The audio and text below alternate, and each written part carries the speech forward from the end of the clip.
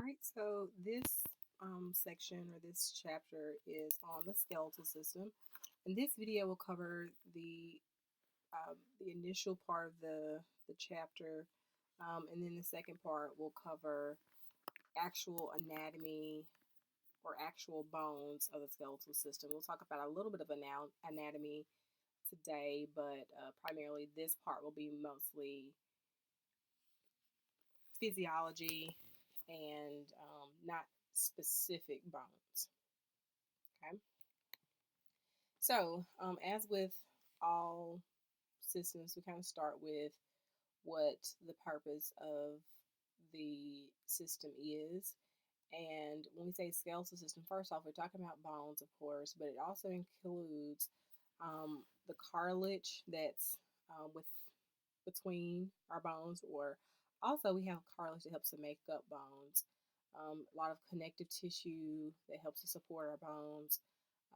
Blood tissue is also within bone, and nerve tissue. All that's kind of tied into the skeletal system. And so when we're talking about the function of it, we've mentioned this a little bit already, but we know that they're there to support, protect, um, so that we can sit upright, so that we can um, have the posture that we have, stand upright, and also to protect tissues that are very vital. Like the brain is protected um, by the cranium, and our eyes and our heart. Also, is there to provide this attachment for our skeletal muscles. We're going to talk a little bit about how it's there to produce blood cells. When we say blood cells, we're not just talking about red blood cells. Well, this is white blood cells, um, red blood cells, platelets. It also is there to store organic salts or inorganic salts, specifically um, calcium phosphate. And that's something we'll talk about briefly as well. So we can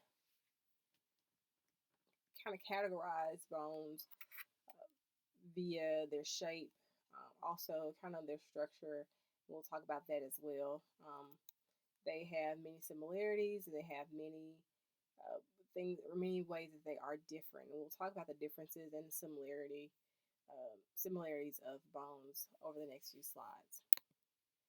So the way that we can classify them by shape, number one, well, the first way that we classify them is saying that they're long bones. Now, a long bone is one that is more narrow, more long than it is wide. So these are bones of the arms,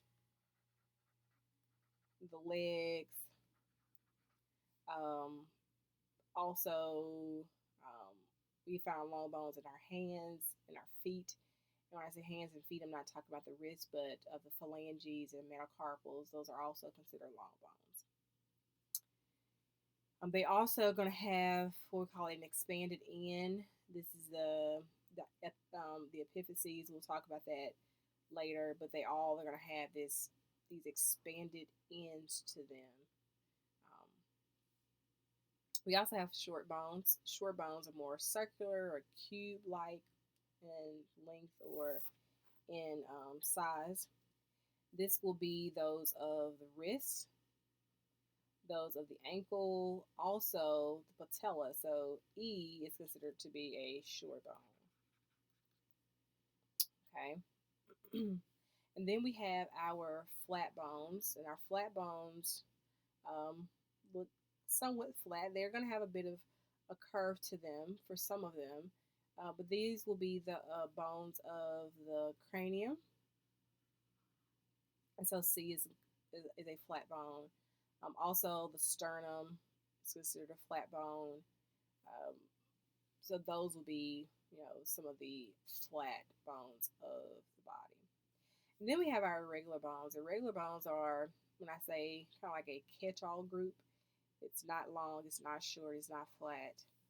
They don't have a specific way that they're going to be shaped, and so this will be an irregular bone. Not sure if y'all know where this is located, but this is a vertebrae. And so the vertebrae Also, the pelvic bone, that is going to be an irregular bone.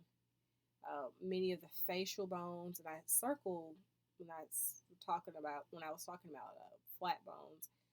The facial bones are not included in that. That's just the bones of the cranium that's flat. And then the facial bones, like the maxilla, the mandible, these are all going to be irregular bones. Okay. So we're talking about a long bone. Remember, long bones are more short than they are wide. And they're all going to have these expanded ends that we call an epiphysis. That's this word right here that's labeled, and also this one here. So the expanded end again is the epiphyses. And if you notice on here, we have what we call a proximal epiphysis and a distal epiphysis. And if you remember in the beginning of A&P, you are taught about anatomical terminology, and the term proximal is in reference to being close to the midline, where distal is farther away from the midline. So this is the femur, which it is. This epiphysis is the one that is connected to the hip, whereas this epiphysis is connected to this is at the knee joint. So we have proximal and distal epiphyses. We also have the diaphysis. The diaphysis is going to be where we have the shaft of the bone, and so this is our diaphysis. This whole center part here is the diaphysis. Metaphysis is just the center portion or the middle of the epiphyses and diaphysis, where it starts to widen and become the epiphyses. Articular cartilage. Now, we talked about how articular cartilage or cartilage itself is this type of connective tissue. And so, cartilage here is where we find between our joints. And you're going to find articular cartilage specifically at the ends of the long bones. Okay, so covering our epiphyses, you'll find cartilage here. And that cartilage is there to, of course, to bridge the gap between one bone and another. All right. Then we have periosteum. Periosteum is also a type of connective tissue, and we find periosteum in or around the diaphysis. So this piece of connective tissue, kind of right here, that wraps around the diaphysis, that's periosteum. So we have articular cartilage that's around the epiphyses, but the diaphysis is where we have the periosteum, which is this connective tissue that kind of wraps around the long bone. Also, we have what we call compact bone and spongy bone. Now, compact bone is more homogeneous, more solid. We find compact bone in the diaphysis area. So, right here is compact bone. This is compact bone. It's more homogeneous, kind of solid there. I guess solid isn't the correct word, but homogeneous is where it's kind of one unit. There's no spacing within the bone itself. But then we have spongy bone, and spongy bone is going to be found within the epiphyses. So in the ends of the long bones, where you see the area where it looks like a sponge, where there are a lot of pores. So we'll find that here as well as in this one, but it's not open so that you can see it. But that is where we find spongy bone. And trabeculae. Trabeculae are going to be what kind of connects the spongy bone together. So, a sponge is going to be made up of these kind of holes, right? And these holes are going to be connected from one hole to the next. You're going to have little branches. And so the things that kind of connect them together, that's going to be called trabeculae. And you only find trabeculae in spongy bone. That's very important to note, because you may be asked what are the differences between spongy bone and compact bone. With spongy bone, you have trabeculae. You don't have that with compact bone. And then we have what we call medullary cavity. Now, a cavity, just everyday terminology, a cavity is an opening or chamber. And so within the diaphysis, in the center of the diaphysis, we have this opening here. There are things that are in there, but this is a space within the long bone, and that's called the medullary cavity. And this is where we're going to find yellow marrow. And we'll talk about what yellow marrow is a little bit more detail, but for now, know that this is where adipose tissue or fat is stored. That's why it's yellow. Usually when you see adipose, it has this yellow tint to it, but this is where fat is stored. Okay. We also have like blood vessels and nerves going to be found within this diaphysis, or it was within this medullary cavity as well. And then we have endosteum, just like periosteum. Endosteum is going to be what's going to kind of line the inside of the medullary cavity, right? So this inside portion, the lining of it, that's what it's made of. Just like the outside is made up of periosteum, the inside, lining the medullary cavity, it's made of endosteum. Okay. And then we have bone marrow. We have two different types. I mentioned yellow marrow already, but we have red bone marrow that's going to be found in the spongy bone, which is again in the ends of the long bone. And then we have our yellow marrow, of course, that's found in the medullary cavity. Okay. So that's a lot of terminology, but I would definitely make sure you come back and spend some time on this and be able to explain where each of these are found on the long bone. These are things that you may be asked on a test or even quiz or practicum. So make sure that you know exactly what each of these are, where they're located, the function or the reason why we have to have them, all of the above. Okay, so that's the long bone. If we were to look at an entire femur or an entire humerus, right? But we know that the bone, if we were to look at it a little bit closer, there are some things that help to make it up. Okay, so it's an organ, right? Each bone is an organ. It's made up of bone tissue, and those bone tissues have to be made up of bone cells. And so now we're going to talk about the microscopic structure of bones, specifically of this compact bone that we have, right?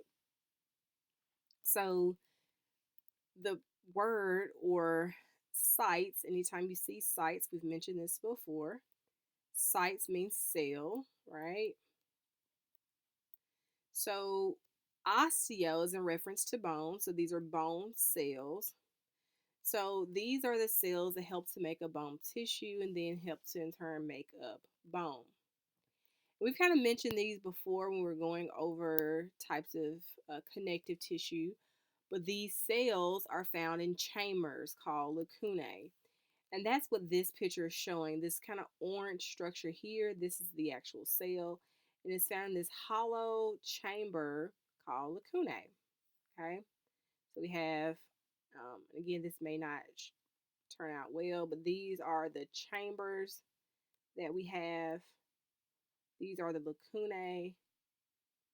Okay, and they are, or they're going to be the house for, or this is going to be where you find the osteocytes. So those X's that I'm drawing are supposed to be the osteocytes. Okay. Now each cell, of course, doesn't live alone. They have to communicate with other cells because they have to communicate. They have to have junctions so that they can exchange nutrients and waste and all that. And so the passageway that is going to be used to connect one cell to the next, and this is again very premature, very small scale what this actually looks like. But those lines that I'm drawing, and it could be a passageway from here to here or here to here, but those passageways where one cell is communicating to the next, those are going to be called canaliculi.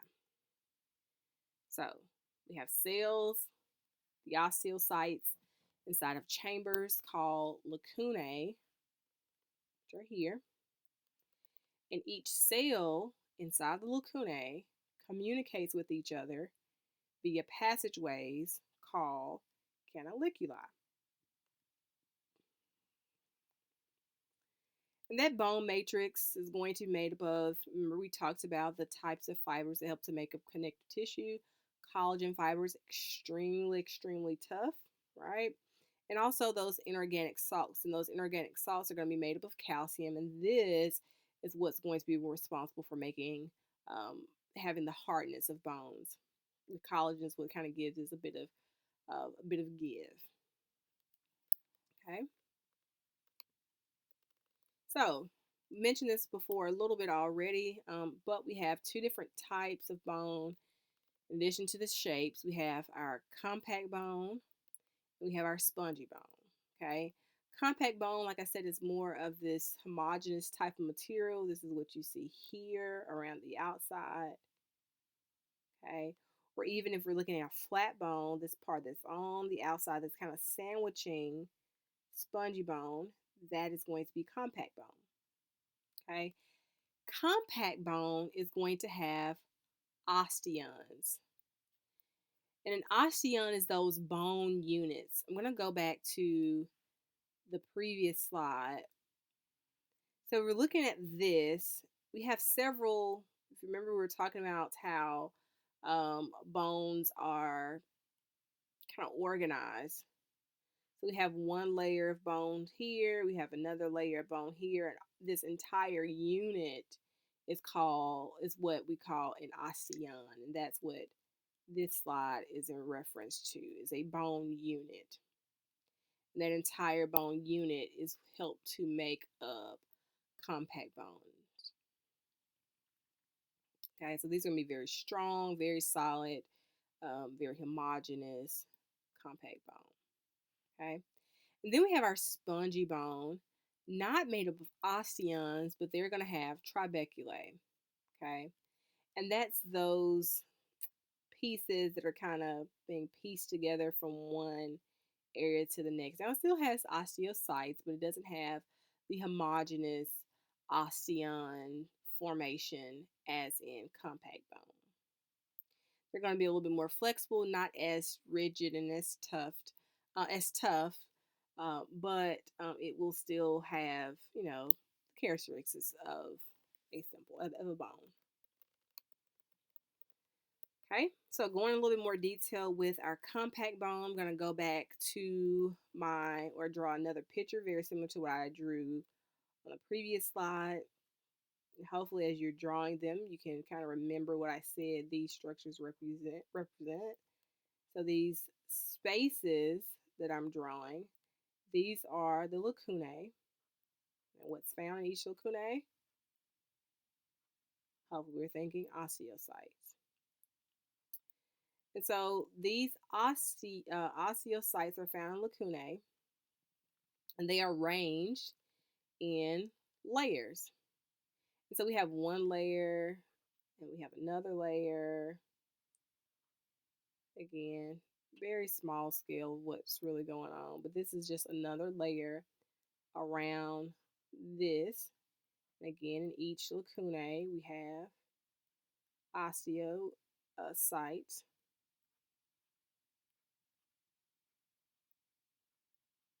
And so we have one layer on the inside, we have another layer on the outside. Each layer is called lamellae. And those lamellae form rings around what we call the central canal. So this area right here will be the center of all of these rings, kind of like this area or this area. That's called the central canal. And so inside that central canal, we'll have nerves, we'll have blood vessels, and if we have several rings, right, this entire unit is now an osteon. with the central canal, all of this is an osteon. So this part that's kind of sticking up right here, we have several rings and those dark spots. I'm not sure if you all can see, but those dark spots are representing the osteocytes inside the lacunae. They're found in rings called lamellae. And in the center of the osteon is the central canal. So this entire structure is an osteon. So here's an osteon. This is another osteon. If you can kind of see that ring, it's another osteon here, another osteon here, and they're pieced together to form compact bone. Okay. And so we have all these osteons, and just like I said, one osteocyte isn't just independent of itself, right? It's not independent. It doesn't communicate with the other osteocytes. They all have to communicate together. And so the osteons are the same way. So this osteon has to communicate with this osteon, and that has to communicate with this osteon and this osteon. Therefore, we have to have channels or passageways for one osteon to connect with the other. And so we have what we call perforating canals. That's this channel right here. So this is so that this osteon communicates with this osteon. We have channels between the osteons so that they can exchange minerals. Okay. And again, in those central canals, blood vessels, and also nerves. Okay. This last bullet, osteocytes can pass through nutrients, or osteocytes can pass through nutrients or pass nutrients through. This is just a review from last time. So how does this osteocyte pass nutrients to this one, and this one pass nutrients to this one, and this one? They're all connected, remember? Y'all remember what that term is called? It was on, actually on this slide. This is it right here. It's called canaliculi.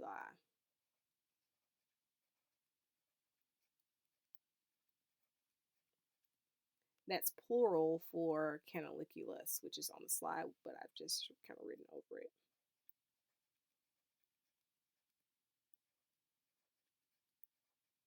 So singular is canaliculus, plural is canaliculi, and these are the passageways from one osteocyte to the next. This word right here showing the passageway from one osteocyte to the next osteocyte. And that's what those lines that I've drawn are supposed to represent. So at this point, I encourage you to pause the video and see if you can maybe say this out loud, maybe even write it down. You don't have to write it down or type it out in the video comments, but I would encourage you to see if you can explain the structure of the long bone using the terms that are here, and also explain the organization of the microscopic bone using the terms that are listed. Okay, it's a very nice challenge, and it will be something that I will challenge you all to do in class. So hopefully you all come prepared. So again, pause the video here, do a bit of practice, and hopefully we get it right.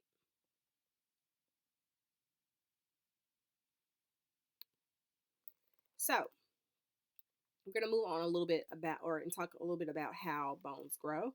This is more the physiology of this part of this chapter. So we have two ways that bone are going to develop. You know, as a fetus, we are not all ossified, and we kind of start off as connective tissue, specifically cartilage, and depending on the types of bone and the areas that the bones are found, that will that is going to be reliant on the type of uh, bone development and growth that's going to happen in that area. And so we have two ways that bone tissue is going to replace connective tissue, and that is intramembranous ossification and endochondral ossification, or two different types of bones, intramembranous bones and endochondral bones. We'll talk about both of these in the next few slides. So, again, as we said, um, early in development, we are not going to have ossified bones. Around week 14, it starts to develop. We have two different ways again: intramembranous and endochondral ossification or development. Intramembranous bones are going to be those that are found in the skull, those flat bones, even the sternum. Those are going to be where we have intramembranous ossification. And the difference between the two is how they develop and also the type of bones that develop from them. And so with intramembranous, it's more so the flat bones, and it's going to be a development between sheets of tissue. So it's going to be more like sheets of tissue here, and bone will start to develop between the sheets of connective tissue. Whereas with endochondral ossification, it's going to come from hyaline cartilage models. And the way that I like to kind of think about these is that it's kind of like where we have um, Plato models, and they have not yet hardened, but we form the bones the way that we want them to be formed, and over time they will then ossify. And so, again, intramembranous is more of this sheets of connective tissue, and then hyaline cartilage models are going to be the starting point of endochondral bone ossification. So I'm going to start first again with intramembranous bones. This is where we have those sheets of connective tissue, and bone tissue is kind of deposited between those two. These are those flat bones, again, of the skull, clavicles, and sternum, and some of our irregular bones of the face. Okay, so very, very important to know the steps that take place in intramembranous ossification. Remember, we said this is going to start with sheet-like layers of connective tissue. And so we have that that connective tissue that is made up of this primitive or these primitive cells. And we talked about how stem cells can differentiate into any type of cells, right? They can differentiate into blood cells or bone cells or muscle cells. But these stem cells are going to differentiate into osteoblasts. Osteoblast is a new term. We know that osteo means bone, and osteoblast is going to be a type of bone cell that is responsible for bone building the bones or bone forming. And so these cells are going to start depositing matrix around themselves. Okay, so these stem cells that were there at first develop into osteoblasts, which are bone builders. They were going to start depositing bone matrix around themselves. And remember what we just talked about. They're starting to deposit bone matrix around themselves where they start to develop inside of this cavity or this space. Once they're inside that space, they're now called osteocytes. And the space that they're now in is the lacunae. Okay? Let's go back over there again. So we have these stem cells or mesenchymal cells that can develop into anything. They start to differentiate into osteoblasts. And these are bone cells that help to form bone. So they start to deposit bone around themselves, So much so that they are now inside this cavity. Now that they're inside this cavity, they are now osteocytes inside of lacunae. And once they have that in place, what's on the outside of those sheets, that's going to form the periosteum. Remember, we talked about how the periosteum is on the outside of bones. It's that very thin layer of connective tissue that's on the outside of bones. And that's how we form intramembranous bones as we develop. This is just another picture of that, where we have these mesenchymal cells that develop into osteoblasts. They're going to deposit bone matrix around themselves until you now have more osteocytes. These are the ones that deposited bone matrix around themselves. Osteocytes now inside of lacunae. Once that happens, it's going to continue to build bone matrix. And what's on the very outside, the part that did not ossify, is the periosteum. That part of the connective tissue that did not ossify is the periosteum. Now we're going to go into endochondral bones. Remember, endochondral bones start off as a hyaline cartilage model.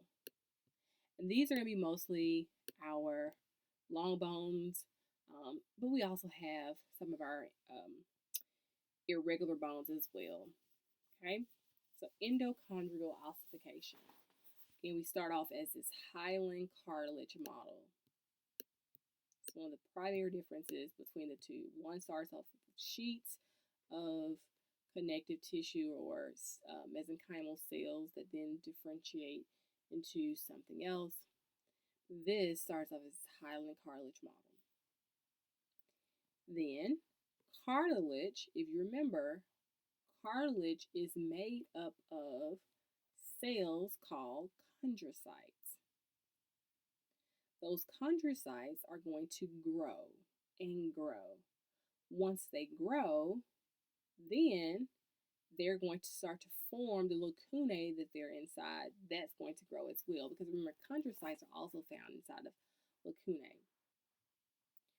Once they start to grow, the matrix around them will break down a little bit more. Chondrocytes will die out. Osteoblasts, remember, those are the bone builders. They're going to begin to take over that area. They're going to deposit bone matrix, which kind of sounds like the last one. Starts to deposit bone matrix around themselves. Okay, at this point, they're inside the lacunae that was formed from the chondrocytes. They're going to start to deposit that bone matrix, also form spongy bone, and then compact bone in that order. And then, after it's encased by all of that bone matrix, now at this point, osteoblasts are considered osteocytes, which are mature bone cells. Okay, so let's look at this. This is just a picture showing the development of endochondral bones. Again, we start off with a hyaline cartilage model. That's this picture here. And we have what we call a primary ossification center. What does the word primary mean? It's first. So this is where ossification happens first. And where's the primary ossification center located? In this area of the long bone. Hopefully we remember that this is the diaphysis. So the primary ossification center is the diaphysis. And so after that ossifies, then the secondary ossification centers, because it's more than one, will be the epiphyses. Okay? What's left behind we call an epiphyseal plate. Now, the epiphyseal plate is going to be the area of the long bone that does not ossify and it leaves room for growth. And so that as we grow, that epiphyseal plate will deposit more more cells, and we will get taller. And of course, after a certain age, the epiphyseal plate will harden and we won't grow anymore, right? We also have in this area, or within the development of endochondral bones, osteoblasts and osteoclasts. Now, we've already talked about how osteoblasts are the bone builders. They're going to be depositing bone. Osteoclasts, they're going to be the bone breakers. They're going to be breaking down bone when necessary. And so osteoclasts, in this case, break down bone to help form the medullary cavity. And that's how we get the medullary cavity of the bone, so we can have a spot for those blood vessels to go.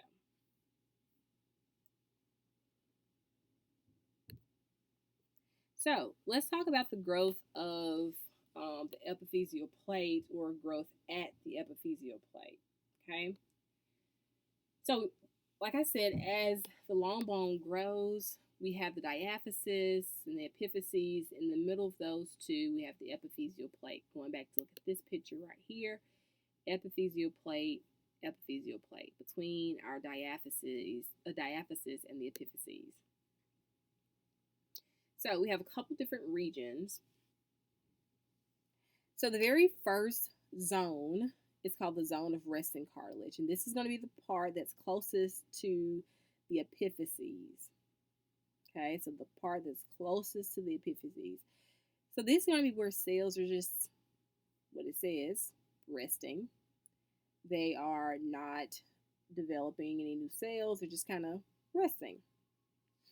And so this is going to be what kind of holds all those other cells to the epiphyses. And then we have the zone of proliferating cartilage. Now, proliferating means that we're making more of something, it's growing a lot. And so this is where mitosis is happening. So this is where we're making our new cells. So in the zone of proliferating cartilage is where those new cells are being formed. Okay, so resting, next layer, new cells being formed. The hypertrophic zone is where these cells that are being formed, they're being pushed to. So it says rows of older cells left behind when those newer cells appear. So those newer cells are going to appear and push all those old cells closer towards the other end. Okay, and so this part is what really kind of thickens the epiphyseal plate and causes the bone to lengthen. And then we have the zone of calcified cartilage, where it's just those dead cartilage cells that have been moved in that area, and they just kind of die after they've left the hypertrophic zone. This picture that's next is going to show this pretty well. Again, this is the part that's closer to the epiphyses. These are those resting cells, proliferating cells. These are where the new cells are going through mitosis. Hypertrophic zone, this is where it's actually thickening, kind of lengthening. And then we have that calcified zone here. And now we've moved into the diaphysis, where it's actually ossified. Definitely make sure you know those zones and what they do. Also, a little bit more about the epiphyseal plate and what's going on. Remember, we have osteoclasts and osteoblasts. Osteoclasts are responsible for breaking down that matrix, and osteoblasts are there to build it. And those bones are going to always continue to grow as long as the epiphyseal plate is active. And of course, we know that the epiphyseal plate can't be active all of our lives because we don't grow in length all of our lives, right? We don't get taller for the rest of our lives. At some point, we stop getting taller. As far as the bone getting thick, and I'm talking about width-wise, bone is deposited under the periosteum. And if y'all remember, again, I'm not the best drawer there is. But we've been talking about a long bone, right? That's not even straight. But these are the epiphyses on this end and on this end. If we want the bone to get wider, like this way, remember we have the periosteum that's on the outside of the long bone. So in order for this to get thick, we have to have bone to be deposited in this direction. What we were just talking about was bone being posited at the epiphyseal plate, which is in this direction.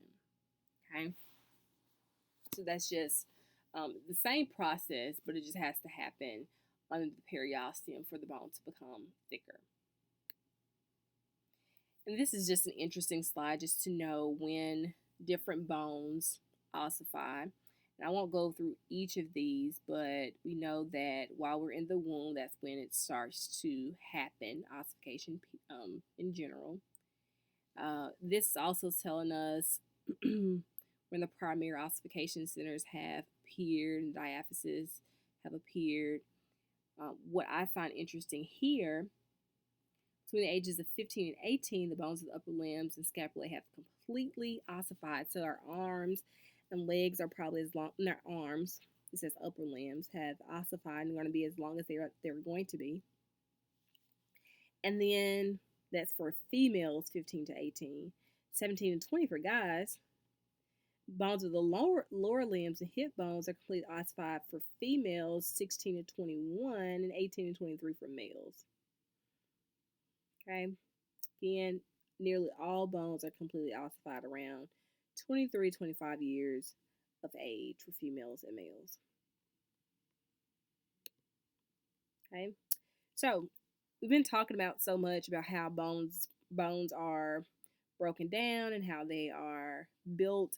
And that process is formally called bone reabsorption and bone deposition. So to reabsorb or to deposit bone tissue is something that has to happen all the time, and it does happen all the time. We call that the bone remodeling process, where bones are constantly absorbing material and depositing material, and it happens under the surfaces of the mediastinum and periosteum, right?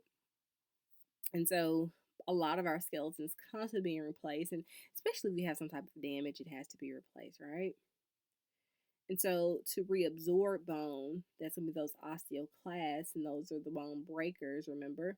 So that means we're reabsorbing it from the bone. And to deposit more bone, those are the bone builders, which are the osteoblasts. Right? And so some other factors that kind of help to determine whether or not our bone is going to be deposited or be reabsorbed, or some of the nutrients that we get in our bodies, and even hormones. And so we're going to talk about a few of these. Vitamin D. A lot of people think that vitamin D itself is what makes the bone strong, but vitamin D is going to be helpful in calcium absorption. So the more vitamin D we have, the more we're able to absorb calcium. And so that's why it's important to have some type of dairy or milk in your diet, not because you're getting calcium from that dairy, but it's because the dairy helps you to absorb the calcium that your bones need. Then we also have vitamin A that helps to kind of promote osteoblasts and osteoclasts, helps to regulate the activity of those two. And if you have a deficiency in vitamin A, you can have some issues in bone development, maybe even rickets. Vitamin C definitely has a couple things that it helps to take in, but collagen synthesis is one thing that it stimulates. Growth hormone kind of is what it sounds like. It helps us to grow and helps the cells to divide and go through mitosis. If we don't have enough, dwarfism could happen, or if it's too much, gigantism can happen as well. The thyroid hormone, some of you that are listening um, may have it, issues with your thyroid. You may know someone that have issues with your thyroid, but it could definitely cause a breakdown of bone. One thing that thyroid hormone does is kind of stimulates that osteoblast activity. So it causes that replacement of cartilage with bone. And so if we don't have that, because of the hormone that it releases, it could cause issues. It actually secretes um, a specific hormone that, or the hormone itself, is secreted that helps to build bone and take calcium from the blood and put it in the bone when necessary. Then we have the parathyroid hormone that helps to stimulate osteoclast, which is going to be breaking down the bone. And this may be necessary if we don't have enough calcium in our blood. So if our blood calcium is too low, then the parathyroid hormone can be stimulated and it's going to take the bone, break it down, not so that it's brittle, but break it down so that we can reabsorb some of that and put it into the blood. And then we have our sex hormones like estrogen and testosterone. Also, these come in play, specifically estrogen. This is one of the reasons why women have issues or are prone to having osteoporosis as they get older because estrogen plummets. And if you don't have enough estrogen, then you cannot absorb calcium efficiently. Because you can't absorb calcium efficiently, then that's going to not promote bone formation. Same as testosterone. And of course, physical stress. And when we're talking about physical stress, we're talking about like weight bearing exercises or running that is going to cause the bones to grow as well. Kind of counteract what's being put on the bone. Okay. The next section is on um, how the bone functions, which is something we've talked about very briefly at the beginning, but very not very broad, but goes from producing blood cells to storing things to supporting and providing structure to the body. Okay. So one of the first things, one of the most important things I think is for support and protection. Usually, when people kind of think about the bone, you think about support, protection, movement. A lot of times, people think about the muscular system, but the muscular system and the skeletal system actually work very close together, so that they can provide movement. And so when we talk about support and protection, that's again so that we can support our body weight, so that it can provide shape for us. It can also provide protection for some of the most vital things that we have, like our brain, our heart, our lungs, our eyes. All of those are going to be protected. Even the pelvic girdle helps to protect those reproductive organs and abdominal organs. Okay, and like I said, the muscles and the bones help or work together to provide movement because those muscles are attached to the bones and helps to kind of support or provide somewhat of a lever. Okay, and then we have the next function is blood cell formation, and the formal word for blood cell formation is hematopoiesis, which means that we're just making more blood.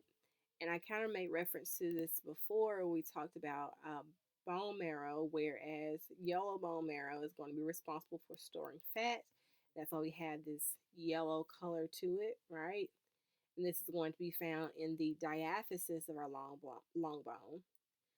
But we also have red bone marrow. Red bone marrow is going to be responsible for the blood cell production. When I say blood cell production, I'm talking about our red blood cells, white blood cells, and platelets. A lot of times people think red blood cells, so red bone marrow, so red blood cells, but this is going to be all of our blood cells, okay? And this is going to be found, remember, in our spongy bone. So this is going to be where red or blood cells are going to be produced, which again is another function of the skeletal system. You may not have contributed that to the skeletal system, but it is. And then the last one one of the last ones we'll talk about is the storage of salts, specifically inorganic salts. And the one that we see that is most often stored is calcium phosphate. Stores calcium and helps to regulate the balance of calcium and the homeostatic mechanism of the body when it comes to calcium, because we want to make sure that we don't have too little or too much blood calcium, right? We also have other things or other salts that are definitely stored. It can store those things that are good and those things that are bad. It can even store like lead. And so that's why it's so important that people are not exposed to things like lead in their drinking water, which some people are, and even in parts of America. But those that are, it's going to be stored there for long periods of time because of the effects of lead. But anyway, the bones can store high levels of salt, and also helps to regulate the amount of not salt, calcium. I'm sorry, regulate the amount of calcium. And so we have two hormones that help to regulate that. We mentioned the parathyroid hormone earlier. Calcitonin is actually that thyroid hormone. It's a hormone that is secreted from the thyroid to help to regulate blood calcium. And on this next slide is where we'll talk about or see how that blood calcium is controlled through our hormones. And this is that homeostatic flow chart that you can see for every single system in the body. So if we have too much blood calcium, so too much or too little of anything can be kind of bad for us. We want to have calcium, but we don't want to have too much. And so we have too much blood calcium, that's going to be our stimulus. That receptor is going to receive that message. And the thyroid gland is going to realize, okay, we need to do something. So the thyroid gland is going to release calcitonin. And again, remember this is because we have too high blood calcium. So if it starts to release calcitonin, if we have too much calcium in the blood, where is calcium stored? In the bone. And so that's going to cause osteoblasts to then deposit calcium into the bones. And now the blood calcium returns back to normal. So it's taken out of the blood and put it back into the bone. Okay? Now the opposite can happen. Remember, the bone's going to store a lot of calcium phosphate or calcium. So if we have too little calcium, it's going to receive that stimulus. The parathyroid hormone is going to sense that, and the parathyroid hormone is going to release, or the parathyroid gland will release the parathyroid hormone, which is then going to stimulate osteoclasts to break down bone because bones store calcium and we have too little calcium in the blood. It's going to break it down. That's going to be released to the blood and it's going to return back to normal. And this is that homeostatic mechanism. In this case, how hormones are going to regulate blood calcium. And this is the end of part 1 of the skeletal system.